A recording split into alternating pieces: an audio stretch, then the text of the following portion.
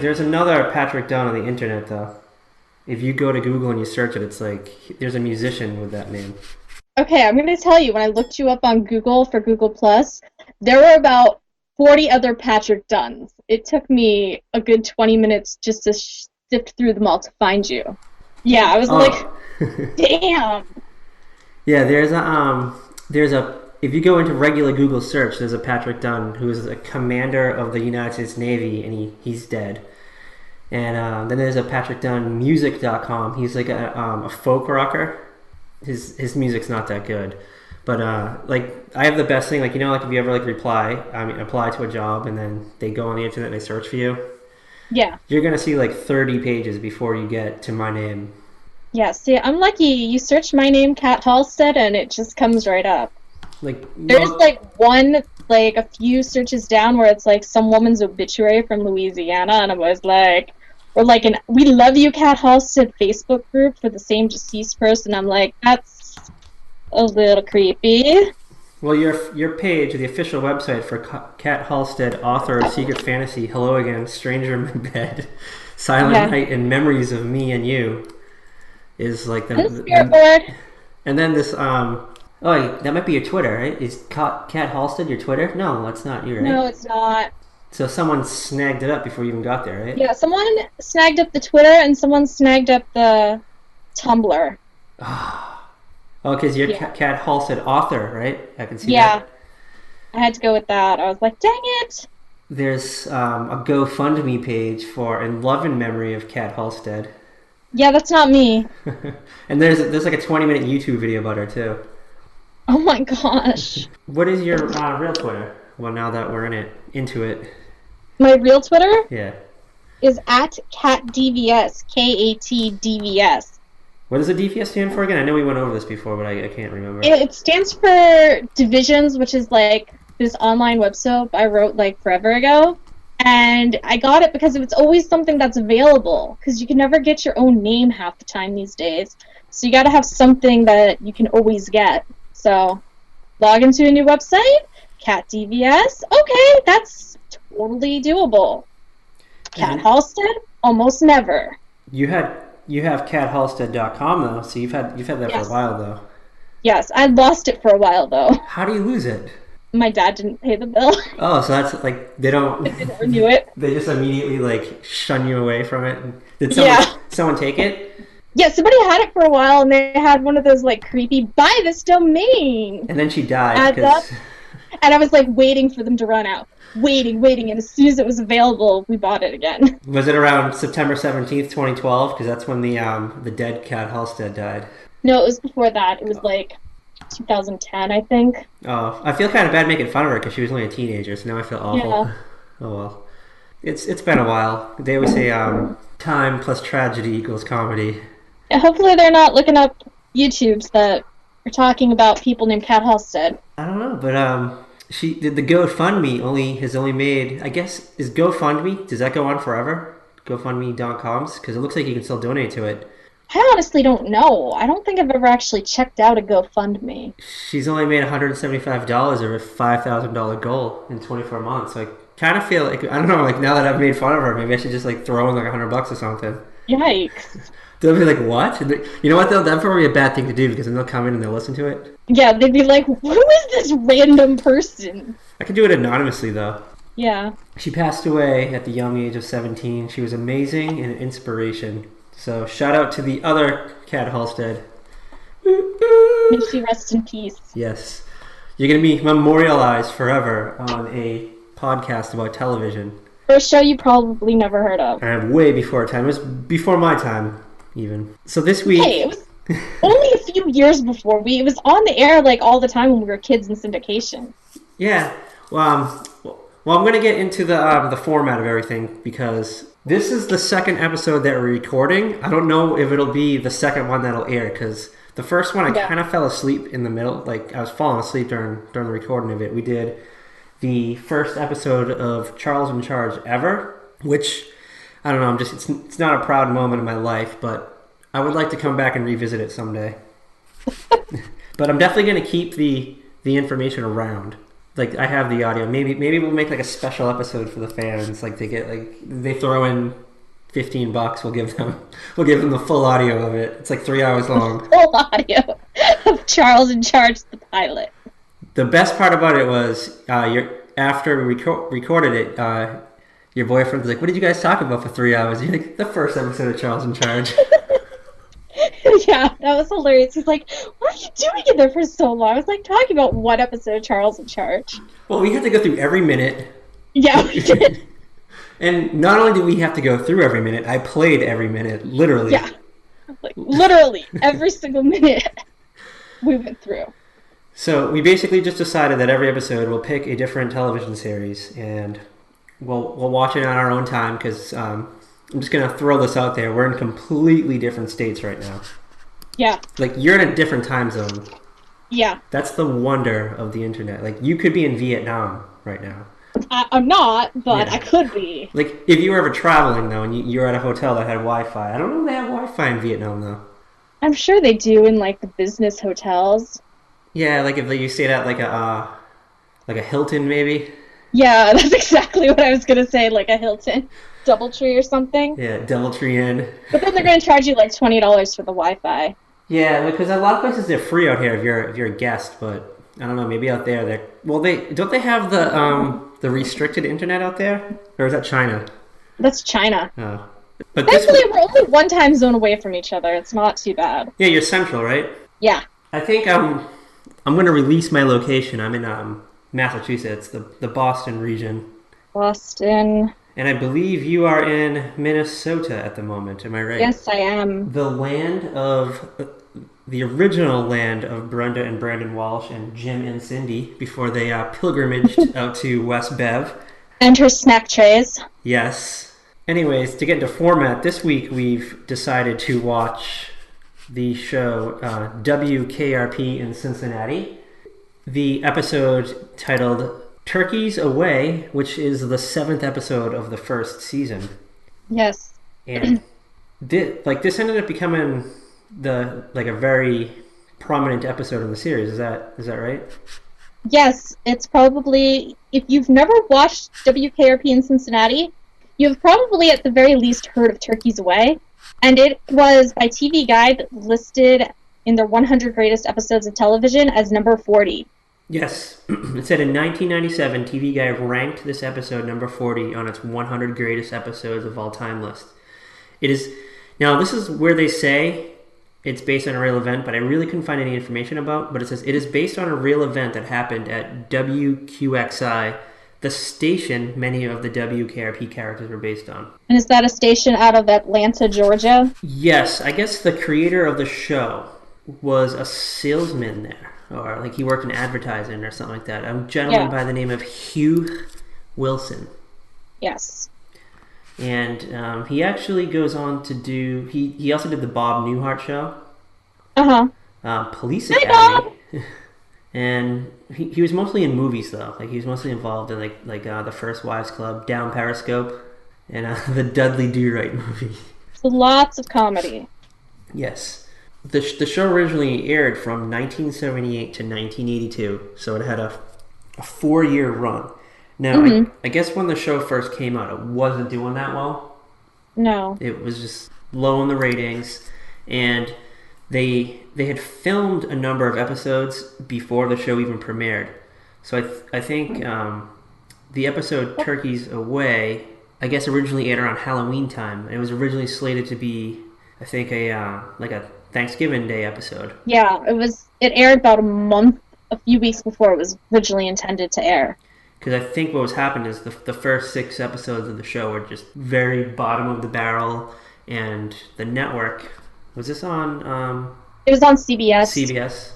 Yeah, there's not that many choices back then to choose from. Yeah, you had like CBS, NBC, or ABC. I had a 1 in 3 chance of being right there. So I think what happened was, so they filmed the first batch of episodes before any of it aired, and I think while they were filming this episode, this got the most response, I think, by the studio audience, because this is obviously recorded at a time when the studio audience existed. It was not like 30 Rock where they just record it with like a single camera.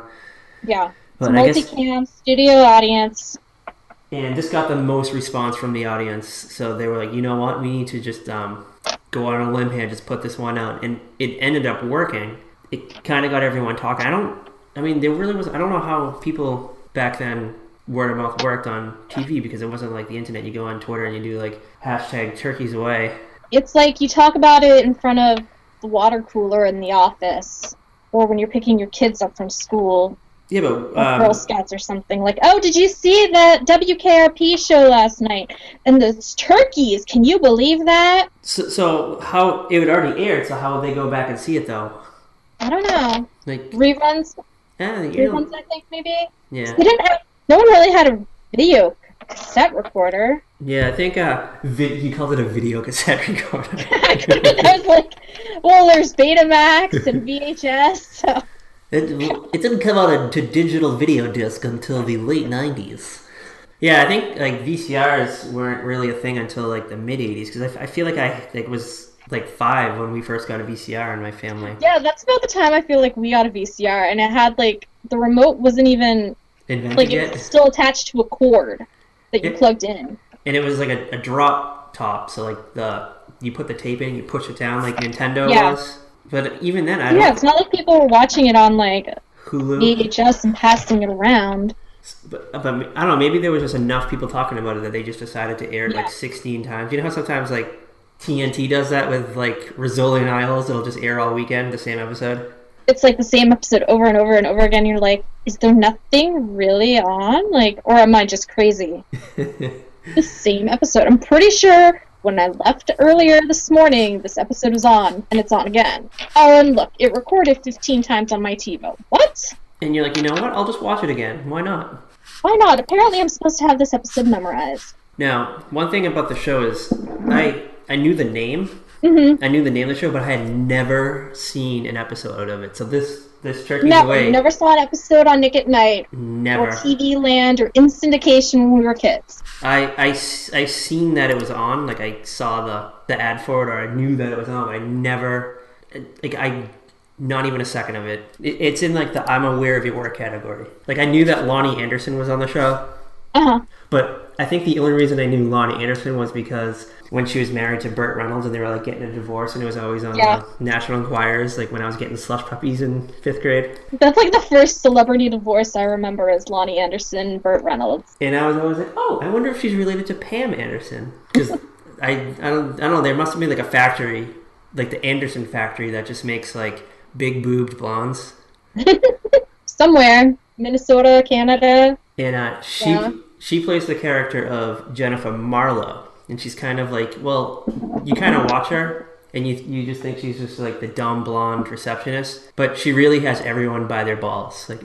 She does. She is awesome. You have to go and watch some of the earlier episodes because I watched them last night. And Jennifer is awesome. There's an episode where Les is on a ledge and she just shuts everybody down. It's great. She's not there to be the blonde bimbo. She might like rich old men who buy her things, but she's not like the ditz that everybody expects her to be. Well, it says here that she is very aware of her sex appeal. And she's friendly and good-hearted with the station staff, but she's very aware of wealthy and powerful men, so she kind of latches onto that and can kind of work them. She's like the Anna Nicole Smith, minus the drugs. She's got sugar daddy. She's got no problem with it. And she's okay with it. She's very strict about her job duties, too. Like, she doesn't type letters. She doesn't get coffee. Doesn't bring any to the office staff. She'll answer the calls. She won't take a message, except for Andy or her, but not for Mr. Carlson. Mr. Carlson does not get any messages. All right, so you have to explain that for me. So he is the station manager? Yes, Mr. Carlson is the station manager. His mother owns the station, so that's how he got the job. And recently, they used to play, like, big band music, but they weren't making any money. Nobody was listening to them except for, like, 5 people. So he decided, okay, we need a new station man. We need like a new programming director. So he hires this guy, Andy, who shows up and he switches the format to rock and roll. And he kind of like reassigns everybody. But he's got like these 2 guys who used to work for him. Herb, who is the sales guy who sells all the ad time on it there. And Les Nessman, who is the news reporter who can give you like the most ridiculous story and make it sound like it's like the craziest conspiracy ever. He knows nothing about sports. He's very serious about his job because he won an award. He thinks he always mentions the award. So they're kind of like the old guard. They still wear their suits to work. And while Andy and the DJs, Johnny Fever and Venus Flytrap, and Bailey, who does promotion stuff at the show, at the station, all kind of are more casually dressed. They'll wear like jeans and t-shirts. So there's kind of like this divide between the old guard and the new guard. And Mr. Carlson feels really left out because he has nothing to do. They actually show him in his office sitting there just trying to figure out how to fill the day. Oh, Jennifer's not giving him any calls. There's a part in the Turkey episode where he's sitting at his office board and he has like a pencil and he's pretending it's like a spaceship shooting up. And then I think Andy walks into the office and he's like... I have that. Oh, great. We'll come to it. Les Nessman, I think the award that you were thinking of is the Silver Sow Award for his hog reporting. Yes.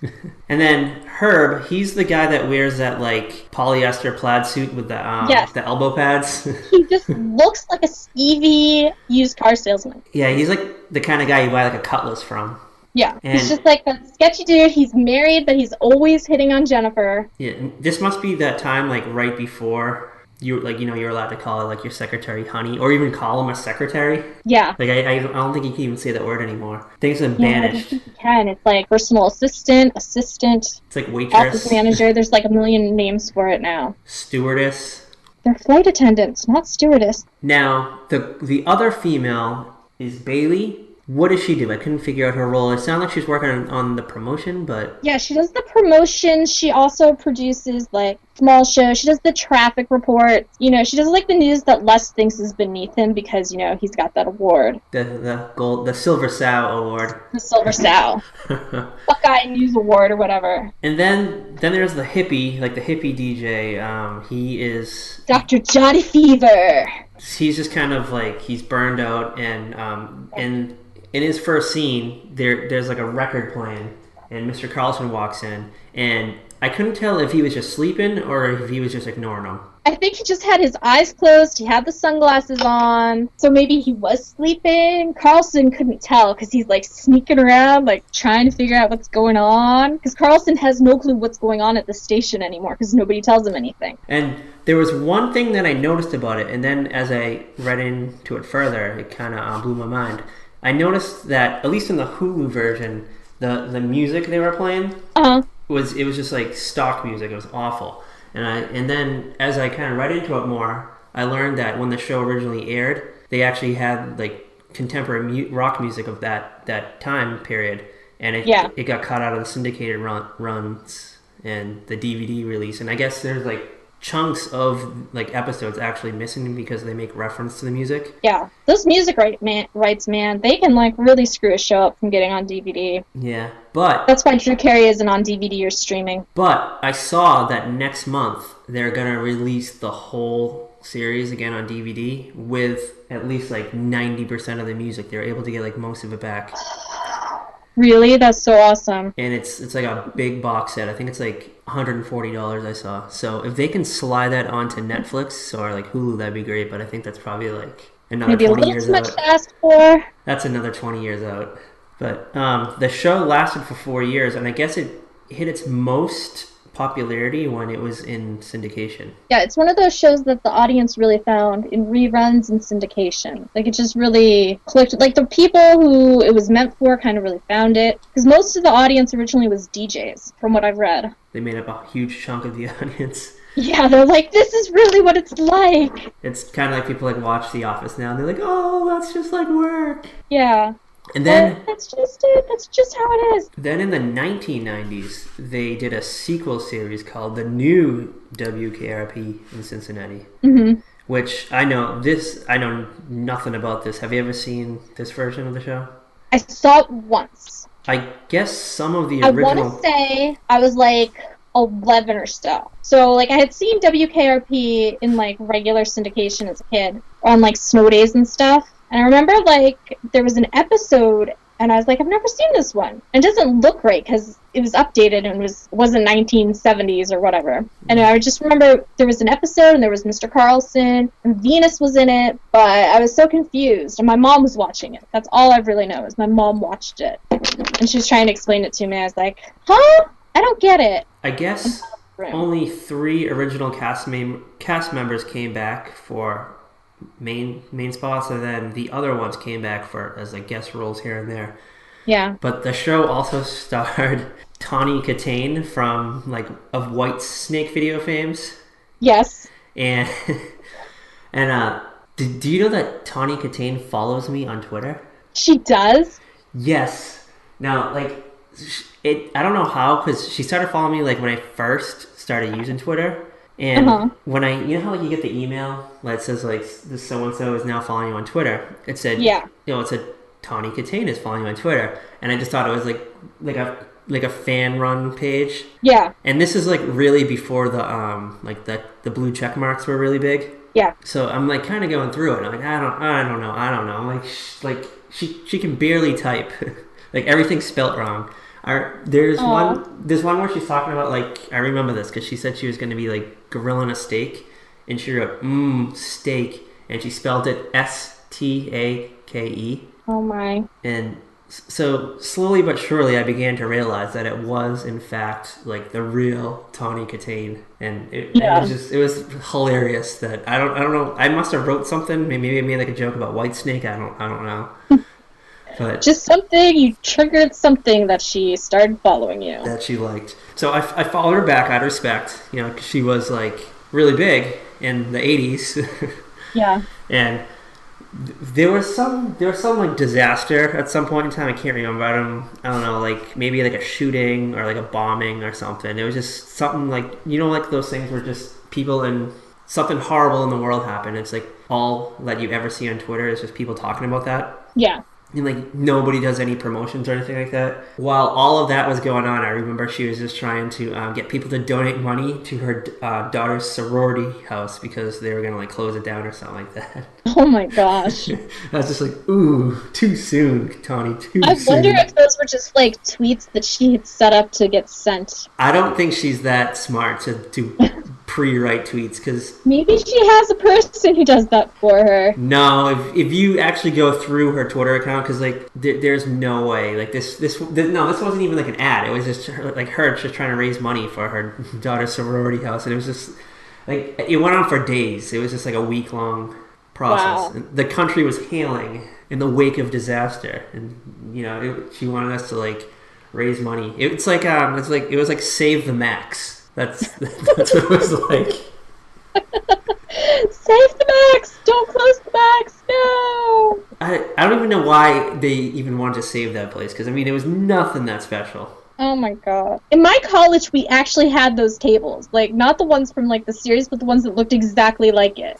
Like they were like the little circle red ones, right? Like the really bright red tables. Well, no, like they had this weird black and white print on them. It wasn't an animal print, but it was like some weird print.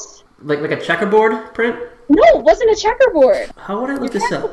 We had those tables. We were always like, okay, we gotta go down to the sub-cub, to the Max area, where they have the crazy tables. And oh, I'm looking at a picture of one right now. It's kind of, it's like somebody just like took splats of paint and it landed on like a white table. Yeah, we had those in my college. Like a TV screen, like a white channel TV screen. Yeah, it was really weird. Oh, okay. See, in my mind, I'm picturing like the like a Coca-Cola red table.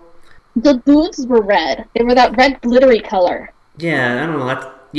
I know. Like the seats they lean on. Mm-hmm. Okay, I don't know. Like that's how it like looks in my memory. And then I just remember like the windows were like glass, like that weird like it's like that blue glass. Yeah. Some you'd probably see it like an indoor pool. Yeah, those like weird block. Kind of getting off topic there, but that's all right. Yeah, that's kind of off topic. That's kind of what the show's all about, because it is television related. But we haven't even explained the premise of Turkeys Away. I think because you're the professional at this, I think you should give a brief Okay, so in Turkey's way, Mr. Carlson, who is the station manager, feels totally left out. Nobody's telling him what's going on. Nobody's asking his opinion for anything. He's just there. And he doesn't have video games or Facebook or Twitter or anything to occupy him during the day except to sit there and play with a pencil. Because Jennifer keeps all his calls from him, Andy does all the work, so he's just sitting there, like, with nothing to do. And he's feeling restless, and he wants to feel like he's helpful. And he starts, like, trying to figure out what's going on, and he's freaking everybody out because he's, like, on top of them. Like that boss that's always, like, over your shoulder all of a sudden. And you're like, and he doesn't know what's going on, so he doesn't understand the work you're doing. So if you're like, oh, I want to give away Boston shirts or foreigner shirts, he thinks foreign actually means foreign from, like, another country instead of, like, made in the USA. If you called into a radio station and the prize was a t-shirt, I would be pissed. Yeah, like, the t-shirts are the kind of things you, like, maybe get if they're, like, broadcasting live from a remote and they're, like, throwing out, like, stickers and t-shirts and stuff like that. They have that, like, that t-shirt cannon they have at, like, football games. Yeah. The one that killed Maud Flanders. Yes, poor Maud. Yeah, because I think one time there was a radio station in Boston, that WBCN, that's no longer in business. They were at like a gas station down the street from my house when I was in like 6th grade, and that was also the channel that broadcasted Howard Stern. So I was like, oh my god, Howard Stern's going to be at the gas station down the street. And I like rode my bike down there, and I got there, and it was just like some guy I've never seen before in like a van that just said WBCN like painted on the side of it in real bad lettering, and like he was just like giving away t-shirts. Yeah, I think I got 2 t-shirts somehow. I don't remember. I got 2 t-shirts and a ride home, and I wasn't allowed to tell my mom about it. Oh my god. I'm just kidding. Oh my god. Yeah, I think most radio stations give away concert tickets or something like that. Yeah, like New Kids on the Block tickets or passes, something. Or a meet and greet with Ariana Grande, and then she like barely talks to you and walks away and tells you to delete all the pictures you took. Oh, that's like the time I went to go see Britney Spears at Filing's Basement, and she never showed up. She didn't show up. Are you sure she was supposed to be there? Oh yeah, she was supposed to be there. It was all over the news, and it was just one of those things like it was like Kiss 108 was advertising it. Okay, so Mr. Carlson is feeling useless, trying to figure out what's going on, and finally he decides that the station needs a promotion, Thanksgiving promotion, and he enlists Herb and Les as his 2 henchmen, and they're like, yeah, big guy, we're with you, and Les is like, I don't know what's going on. Oh, because at first Herb and Les, they're like against Carlson. Yeah, they're complaining about Mr. Carlson along with everybody else until he needs them, and then they're like, yeah, the suits versus the casually dressed people.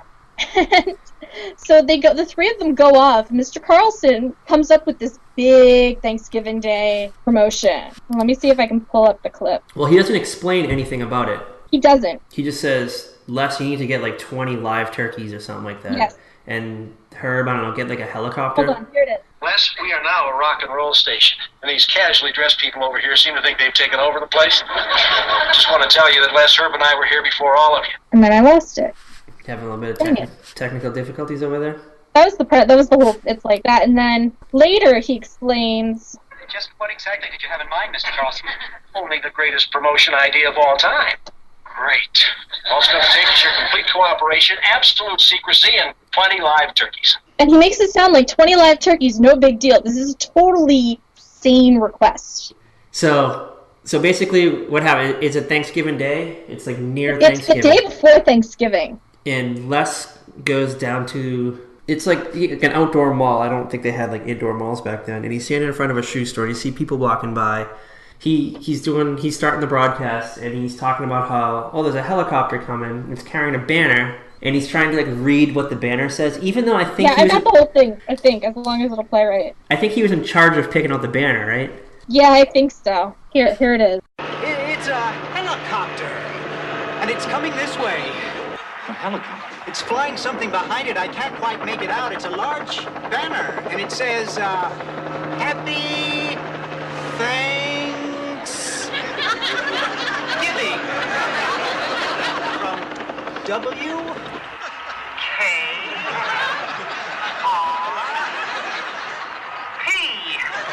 What a sight, ladies and gentlemen, what a sight. The copter seems to be circling the parking area now. I guess it's looking for a place to land. No, something just came out of the back of the helicopter. It's a dark object. Perhaps a skydiver plummeting to the earth from only 2,000 feet into the air. Second to the third. There's no parachutes yet. Those can't be skydivers. I can't tell just yet what they are, but... Oh, my God, they're turkeys! Oh, Johnny, can you get this? Oh, they're crashing to the earth right in front of our eyes! One just went through the windshield of a parked car! Johnny, this is terrible. The cars running around, pushing each other? Oh, my goodness! Oh, the humanity! Oh, people are running about. The turkeys are hitting the ground like sacks of wet cement! Oh my God. So basically, he just chucked live turkeys out of a helicopter, and they just kind of splattered all over the shopping plaza's parking lot, and just like crushing car windows, just exploded next to people. Now, I guess terrible. This supposedly happened somewhere. Yeah, there's like 3 places it could have happened, like Atlanta, Dallas, and I forget somewhere else. It was somewhere in Arkansas. Yeah, like somewhere, and like there have been stories that it was either like the back of a truck or a helicopter. A low-flying plane. Yeah. Yeah. The one that I read in Arkansas, I guess it's like it was a yearly tradition, like they started it in the 50s. Yeah. And then it went on, and like finally in like 1989, supposedly like the Humane Society finally caught on to it, which... They're like, nope, sorry, you're done. But I guess if you're in the backwoods of Arkansas, it's not like word spreads. Yeah. Like you can just chuck turkeys out of planes all day long, and it'll be like 20 It's not like there was YouTube back then to be like, oh, hey, here's a video, or Vine, or Instagram, or anything. Yeah, I got caught in the back of someone's like phone when they were like taking a Instagram photo of like their lunch outside, and you see like a turkey in the background. But I did find some other outrageous marketing stunts that went just as bad as the turkey drop. Oh my God. This one is actually close to home for me. This was the Boston bomb scare. Have you ever heard about that? This was in 2007, and I guess Cartoon Network decided to do some guerrilla marketing promotion for Aqua Teen Hunger Force, and they got a bunch of like I think they took like light brights, like some form of like light bright with like a video screen, and they attached it to backpacks with like wires and lights sticking out of it, and they were like moving images, and they were placed around various spots in Boston, and I think there was like 38 of them around town, and I think people would see them and they were calling in like you know, we just saw a bomb in like the train station, and they just like shut down the entire city. Like you couldn't get like in and out of the city. Oh my gosh. And because if you see a backpack just sitting there and there's wires, yeah, let's freak out. And I guess the general manager of Cartoon Network at that time got fired. Yeah. And another good one is the Last Days of Disco promotion. I guess in the end, like the late 70s, at the Chicago White Sox, they urged their fans to bring in vinyl disco LPs in exchange for 98 cents admission to like a doubleheader game. Yeah. And they expected like 5,000 people to show up, but like 75,000 people showed up, and there were like people climbing the walls and the fences. Is this where they like had the giant pile of records and they burned them? Yes, but they were just like, they weren't expecting that many people showed up, and there was just like people like running around, like destroying the batting cages and like scaring the players, like they were like chasing the players and like tearing up the bases. It's be like a 10-cent beer night. Oh my God. I just can't even, like, really, people hated disco that much that they're like that desperate to burn the albums. Like, yeah, but all you have to do is just bring like a Bee Gees record that you don't really want anymore, and you get into the game for 98 cents. 2 games for 98 cents. Yeah, get rid of that album. I'm sick of my sister playing. Yeah. And I think this was like late 70s, so I think everyone just like hated disco at this point in time. Yeah. Just kind of went away. But at the end of the episode, they were all trying to figure out why Carlson thought that he could just throw turkeys out the window of the helicopter. And what was his line? Like, ice, like... I got it. Oh, you got it? I got it. This is after they fielded calls from like the Humane Society and the mayor about the destruction that all these turkeys cause. Carlson, Herb, and Les have all come back. Carlson and Herb came in, and their suits are just torn apart. They've got claw marks, and there's feathers, and they're all ruffled, and they both look like they've just been through hell. They look like they were just at the Chicago White Sox game where they were burning disco LPs. Yeah. So they go into Carlson's office, and then Les comes in, and he tried to hide in the shoe store. Oh, and he tried to hide. People were running. It was total mayhem, and he's just looks like he just got back from war. Les had a problem with the shoe store, didn't he? Yeah, the guy at the shoe store was not very interested in having this weird guy do a live broadcast outside. He was blocking the I store. don't blame him. I mean, I've worked in retail shops, and you don't want random people just like setting up shop blocking your entrance. And it wasn't like it was the news, like the real news. Yeah. It was just... It's like there's this random guy, you don't know what's going on, and it's like, what are you doing out here? And Les is like, WKRP, making himself sound way more important. Which, I think WKRP, like, is supposed to mean W crap, like it was like, intentionally done that way. Yeah, so then Les goes back to his little masking tape office, and Carlson and Herb come out, and we get this classic line. As God is my witness, I thought turkeys could fly. And then the episode's over. I thought turkeys could fly, though. Started. I thought turkeys could fly. I really did think that turkeys could kind of fly, can't they? They can kind of fly, like, low off the ground. Turkeys are evil little bastards, so... I swear I've seen a turkey flying before. Yeah, I've seen wild turkeys fly. As God is my witness, I've seen turkeys fly.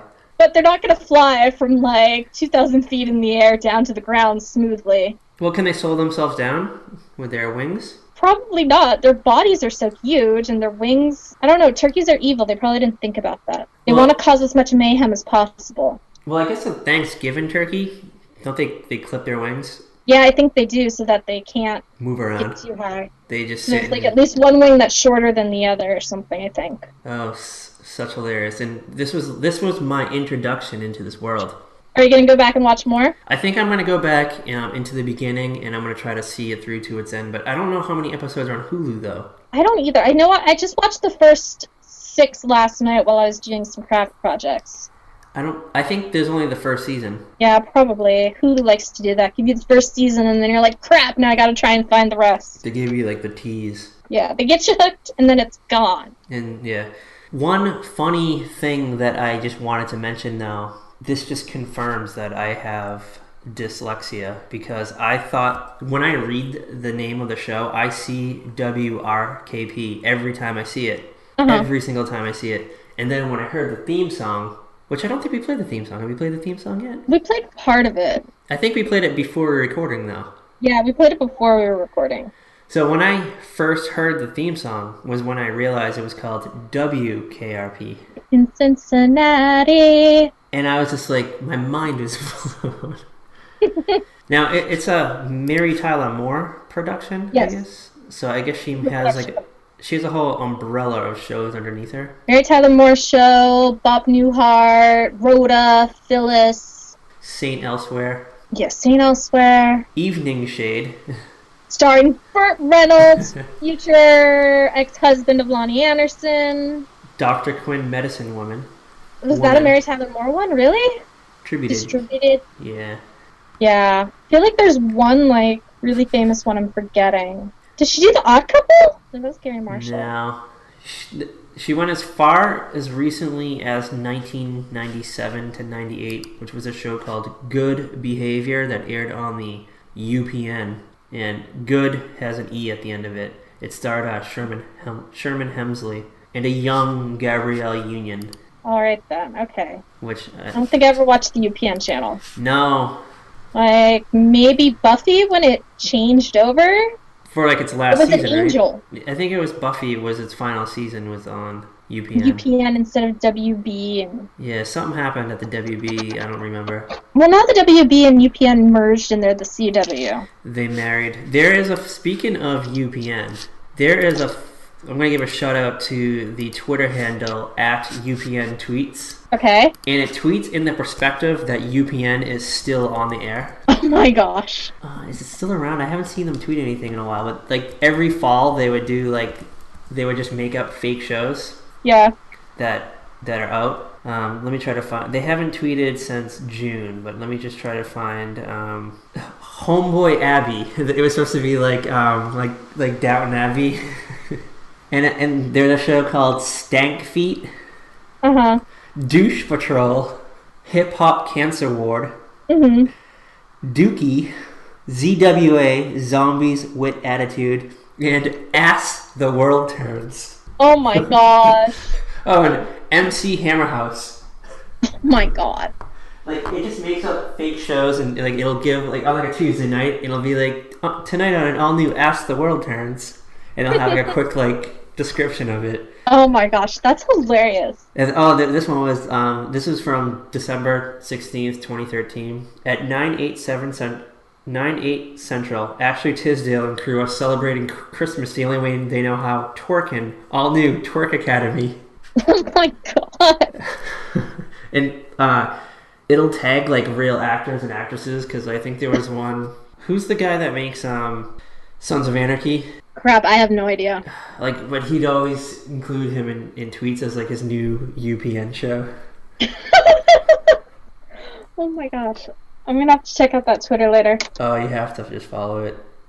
In fact, I'll follow it right now. Yeah, it hasn't tweeted in a while though, so you're gonna have to go through it. You never know. It'll just be like one random afternoon. I'll be looking at my Twitter and be like, "What the hell is this crap?" Yeah, it is the fall season, so maybe. Yeah, I mean, Blacklist starts in like 14 minutes, 15 minutes. And then there's another show. It's Gonorrhea Jones. Okay, so anything else you want to say about WKRP in Cincinnati? I hope that I get to enjoy the show beyond its first season. Yeah, I love it. I've always loved it. I remember watching it as a kid. I remember watching this and Three's Company and Different Strokes and like syndication with my grandfather. So And as years before Charles in Charge was on. Yeah, see, this show, like, there were certain shows that just looked older to me, like, meaning that they were for older people.